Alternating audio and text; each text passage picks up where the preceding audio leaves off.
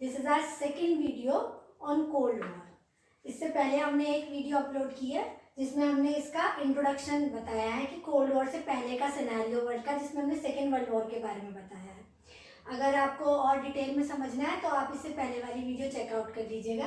अब हम पढ़ेंगे कि कोल्ड वॉर के बारे में, कि कोल्ड वॉर के टाइम पे दुनिया में क्या चल रहा था।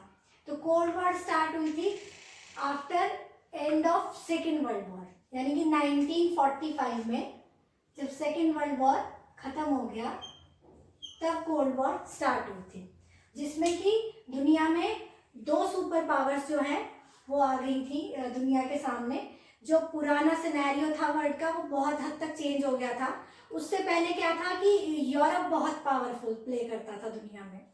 ऑलमोस्ट सारे वर्ल्ड में यूरोपियन कंट्रीज की, लाइक इंग्लैंड की, फ्रांस की, इन लोग की कॉलोनीज थी। जैसे इंग्लैंड ने इंडिया को, श्रीलंका को, अफ्रीकन कंट्रीज को अपनी कॉलोनीज बना रखा था, ऐसी यूरोपियन कंट्रीज ने ऑल ओवर द वर्ल्ड अपना पूरा कॉलोनीज बना रखी थी। लेकिन सेकेंड वर्ल्ड वॉर ने जो यूरोपियन कंट्रीज थी उनको बहुत हद तक कमजोर कर दिया था और वर्ल्ड में दो नई सुपर पावर्स जो है वो आ गई थी, जिनमें एक थी यूएसए, अमेरिका, और दूसरा था सोवियत यूनियन यानी कि यूएसएसआर। जब ये दो नई सुपर पावर्स दुनिया में आई तो फिर दुनिया में एक नया इरा शुरू हो गया जिसको कहा जाता है कोल्ड वॉर।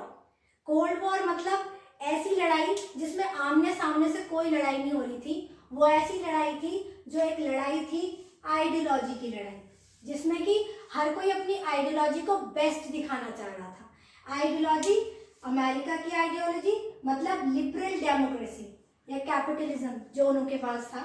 लिबरल डेमोक्रेसी मतलब जिसमें कि सब चीज ऑलमोस्ट प्राइवेटाइज थी। सब कुछ प्राइवेटाइज होता है। गवर्नमेंट का काम सिर्फ सिक्योरिटी वर्ल्ड की, अपने देश की देखना, ये सब होता है। बाकी सब कुछ प्राइवेटाइज होता है। वहां पर डेमोक्रेसी होती है, सिटीजन्स के पास पूरे राइट्स होते हैं।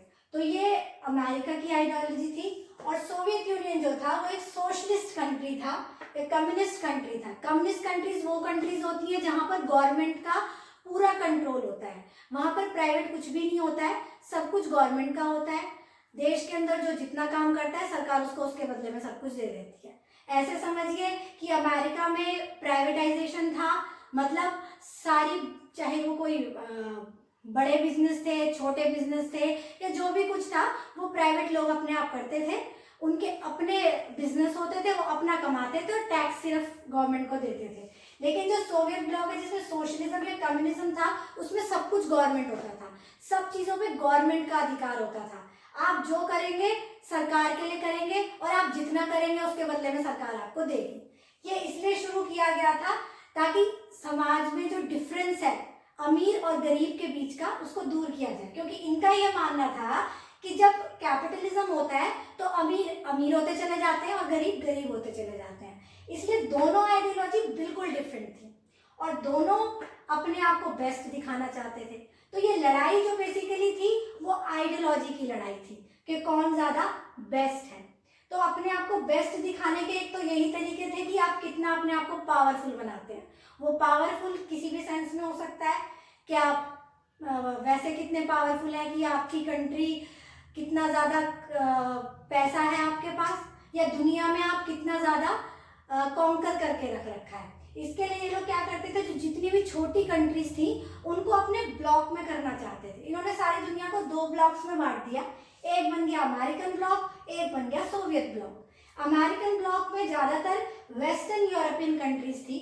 वेस्टर्न यूरोप की जितनी भी कंट्रीज थी, छोटी छोटी जितने भी कंट्रीज थे, इन्होंने अपने साइड में ले लिया। मतलब कि वो कैपिटलिज्म को और लिबरल डेमोक्रेसी को मानने वाले देश थे। और जो सोवियत ब्लॉक था उसमें जो ईस्टर्न यूरोप के देश थे, इन्होंने ईस्टर्न यूरोप के ज्यादातर देशों को अपने साइड कर लिया, जो भी छोटे छोटे देश थे। अब बात यह है कि ये देश इनके साथ आते क्यों थे। आने के कई कारण थे। वो देश इनके साथ इसलिए आते थे, एक तो उनको पैसा, ये लोग पैसा देते थे, दूसरा वेपन्स देते थे, और एक तक काइंड ऑफ सिक्योरिटी उनको मिलती थी कि अगर आप इस ब्लॉक में हैं और अगर आपके ऊपर कोई दूसरा अटैक करता है तो क्योंकि आप इस ब्लॉक में हैं तो आपको अपने आप ही इनसे प्रोटेक्शन दी जाएगी। तो इसलिए ये लोग इसलिए इन ब्लॉक्स में शामिल होते थे, छोटी कंट्रीज। और ये लोग क्यों इनको अपनी कंट्रीज में शामिल करना चाहते थे? क्यों? क्योंकि आपके पास जितने ज़्यादा लोग होंगे, जितनी ज़्यादा कंट्री होंगी, आप उतना ज़्यादा पावरफुल प्ले कर पाएंगे। तो इस तरीके से दुनिया दो ब्लॉक्स में बट गई थी, जिसमें कि इन्होंने यूरोप को अपना अखाड़ा बना लिया था। वेस्टर्न यूरोप अमेरिकन ब्लॉक में, ईस्टर्न यूरोप सोवियत ब्लॉक में। इसके अलावा जो नई कंट्रीज आज़ाद हो रही थी जैसे कि एशिया और अफ्रीका की, उनको भी ये पूरी कोशिश करते थे अपने अपने साइड लाने के लिए। इस तरह से उन्होंने दुनिया में हर तरह से सारी छोटी छोटी कंट्रीज को अपनी तरफ करने की कोशिश करी। इसके अलावा इन दोनों कंट्रीज ने अपने अपने कुछ मिलिट्री ग्रुप्स बना लिए थे, जिसमें कि अमेरिकन ब्लॉक ने बनाया था NATO, North Atlantic Treaty Organization, जो कि 1949 में बना था, जिसमें यूरोप की 12 स्टेट्स थी। अच्छा, ये ऑर्गेनाइजेशन क्या होते थे? इसका मतलब ये होता था कि इन 12 कंट्रीज में अगर किसी एक के ऊपर भी अटैक किया जाता है, देखिए ध्यान से सुनिएगा, ये इंपॉर्टेंट है कि इन 12 कंट्रीज में किसी एक पर भी अटैक किया जाएगा तो वो सारे 12 पे अटैक माना जाएगा और वो सारे 12 मिलके उसकी तरफ से फिर लड़ाई करेंगे। इसी तरह के इन्होंने और भी ग्रुप्स बना लिए, जैसे कि सीटो और सेंटो। ये तीनों इंपॉर्टेंट है ऑर्गेनाइजेशंस, इनको याद रखिएगा।